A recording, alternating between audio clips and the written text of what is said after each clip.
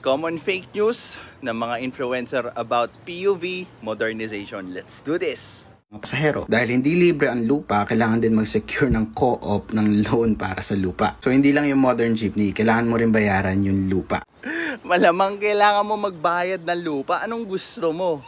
Land grabbing katulad ng kadamay. Yang lupa na yan, binili yan para may parkingan, para may garahe, para may terminal yung mga jeep nyo. Para hindi kayo pakalat-kalat sa kalsada. Dahil mga loans to at meron tong interest, syempre tatamaan nito yung presyo ng transportation. Pero sino bang gumagamit ng public utility vehicles? Mga estudyante, mga families na hindi pa afford ang kotse. Pati yung financial burden, aabot na rin sa mga pasahero. Kita mo na yung problema? Kita mo na yung problema? Financial burden, Diyos mio. Yung regular na jeep, dus lang yung inangat doon sa aircon na jeep. Financial burden? Wow! Yan yung reason bakit may resistance. Resistance pa gusto mo? Hindi mo nga makuha yung facts mo ng straight, magre-resistance ka pa? What are you resisting? Improvement? I'm so sorry if I look like this. I'm really emotional right now because I've been watching a lot of jeepney modernization videos just to educate myself. Oh, yan yung problema. You are educating yourself with the videos meant for propaganda. Pero sobrang nasasaktan ako kasi bawat video na pupuntahan ko, napakaraming nagko-comment ng yes to jeepney phase out. At sobrang nasasaktan talaga ako kasi alam nyo, dapat ang laban ng mga tsuper, laban din nating mga commuter. Bakit ko gagawin yon? Nung nagko-commute naman ako, bayad naman ako. Ano? Lalabas pa rin, may utang na loob ako? Ang mga tsuper na rin naman natin ang nagsabi na oo, sumasang-ayon naman sila sa modernisasyon pero hindi sa ganitong paraan. Kung isa ka sa mga sumasang-ayon sa jeepney phase out, para mo na rin sinasang-ayunan ang pagpatay sa napakaraming Pilipino. Tinanggalan mo lang ng trabaho, tapos i-equate mo na kagad sa pagpatay. Wow! It would also lead to higher volume of criminal cases kasi ang mga taong gutom at walang makain sa patalim kumakapit. Bakit mo kukonsintihin yung ganong klaseng ugali na pag wala silang makain, magnanakaw sila or gagawa ng criminal activity? Anong klaseng mindset yan?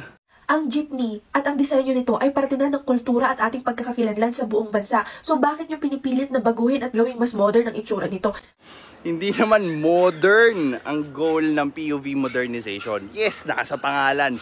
Pero ang goal ng modernization program magkaroon ng roadworthy na fleet of jeep.